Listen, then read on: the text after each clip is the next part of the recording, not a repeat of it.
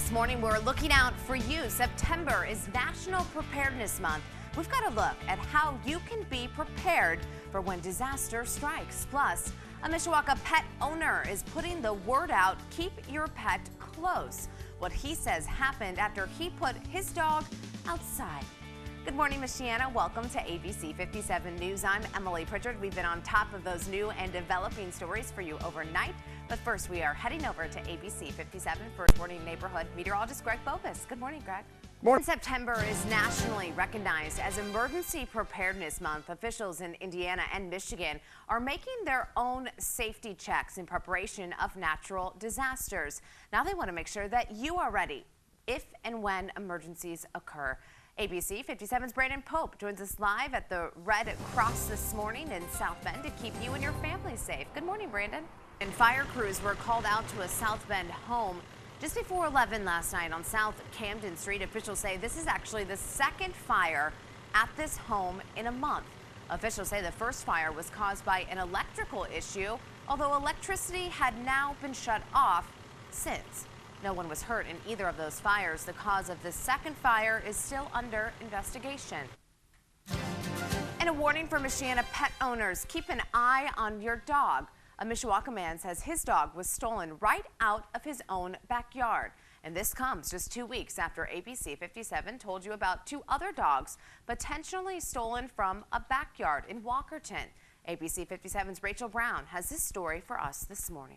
And this morning, the House will begin to hear testimony on a deadly attack in Benghazi. What that committee expects to find out as it investigates. Plus, Scottish citizens are preparing for a big vote that'll decide their future. But there's something else at stake here that could have a big impact on UK energy.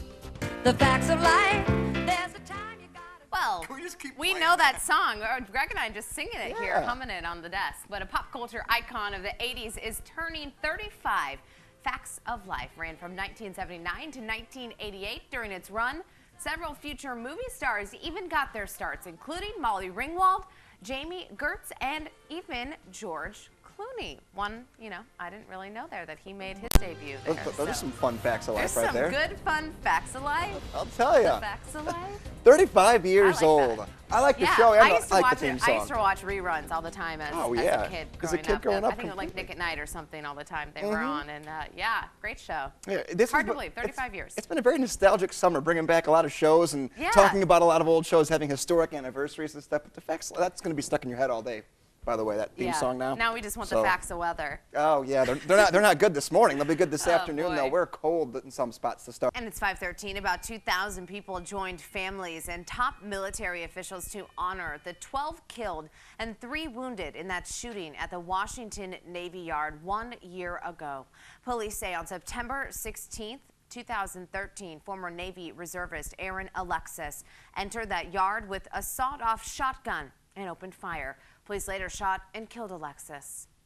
And a manhunt continues for the man who police say ambushed 2 Pennsylvania deputies outside of their barracks on Friday that killed one and seriously wounded the other. Police are now looking for 31-year-old Eric Matthew Freen, who they describe as a survivalist with extensive weapons training. They add that Freen has made statements about wanting to kill law enforcement and officers. With millions of eyes and ears out there, that can really propel law enforcement forward. Officials say they have received a crucial tip from a resident about a car where officers found Freen's driver's license, including empty rifle cases and shell casings. And later this morning, a special House committee investigating the deadly 2012 Benghazi attack in Libya will hold its first meeting. Officials say the hearing is expected to focus on the State Department's accountability, which examined the aftermath of that attack.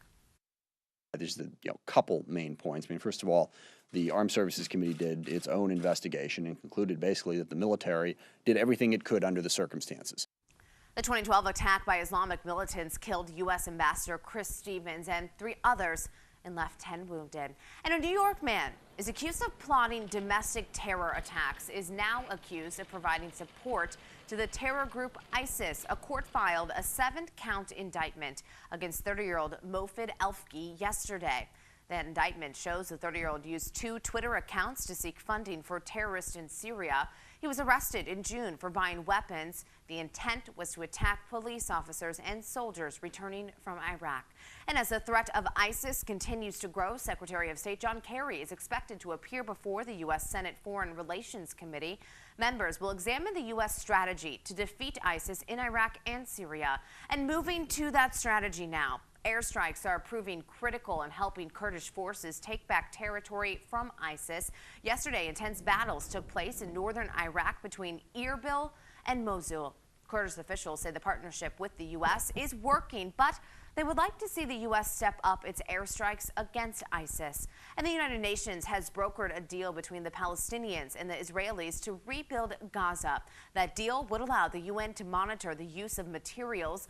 The UN security deal would allow the import of materials for the reconstruction and for private companies to rebuild Gaza after that 50-day war destroyed the city. And Scotland is set to vote on its independence tomorrow. A vote, if approved, would pull the country away from Great Britain.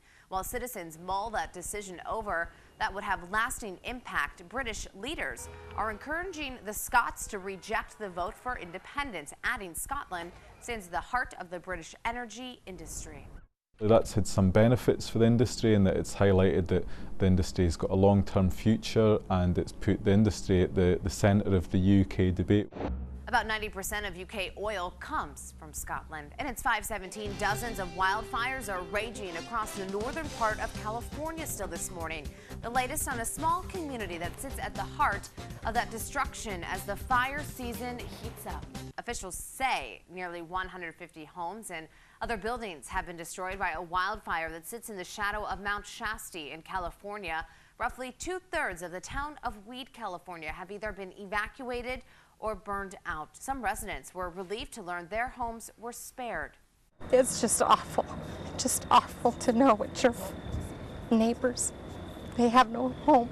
Residents say flames could be seen as high as 125 feet. Coming up in the next half hour, we'll have more on the dozen wildfires in California and the flooding is expected in the Southwest. And a new facial recognition system could tell everything about you in just 10 minutes. The FBI launched the next generation system this week and says it's available to police as well. That system has more than 100 million records that can link someone's fingerprints or facial characteristics to their personal information like address or age. By 2015, the FBI expects to process 55,000 photos in that database daily. And a speedboat operator that caused an accident on the Hudson River that killed a bride-to-be and her fiance's best man will spend the next years behind bars. Jojo John pleaded guilty to 2 counts of second-degree vehicular manslaughter in the July 2013 crash. Prosecutors say John was under the influence of drugs and alcohol when that accident happened. And the Brady Center to Prevent Gun Violence is taking aim at the online retailers who allege to have sold ammunition and equipment to accused Colorado movie shooter James Holmes. Investigators say they were able to determine that Holmes purchased large quantities of ammunition over the internet in bulk. And surveillance video also showed him receiving dozens of packages shipped to him. And it's 5:24. It seems Wrigley is a bit friendlier to the home team. After a rough road series, the Cubbies are showing the Reds a little Windy City hospitality. Wrigley last night as Jake Arrieta held the Reds hitless through 7 innings. Turns out all the Cubs needed was the 1 run they got in the 3rd, scored by Arrieta himself on a force out, but they added a few more, though. Arrieta had his best start of his career with 13 strikeouts, earning his first shutout and complete game of his career. The Cubs win this one 7-0. And it was a pitching duel up in Minnesota as the Tigers look to improve upon their slim lead in the Central Division. A pitching duel got a little crazy in the 9th. The Tigers would get the lead, putting up 3 runs, but the Twins would get that walk-off, getting 2 runs. Minnesota gets that win 4-3. And it took the White Sox and the Royals 4 hours, 16 minutes to complete the middle game of their 3-game series last night. It was the longest game in Royals franchise history, but that did not matter to the White Sox. They made good use of the long game. The Southsiders put up 3 runs in the top of the 7th to beat the Royals 7-5. And the deadly sprint crash involving NASCAR's Tony Stewart and a 20-year-old sprint car driver is heading to a grand jury. The Ontario County District Attorney announced yesterday a grand jury will decide if Stewart should be charged with a crime. During an August race in upstate New York, Stewart struck and killed 20-year-old Kevin Ward Jr. The 20-year-old got out of his car after slamming into the wall. He approached Stewart's car on a darkened portion of that track when Stewart hit him. It's 5:28. South Bend fire crews were called out to a house fire late last night. It is not the first time they've been there this month.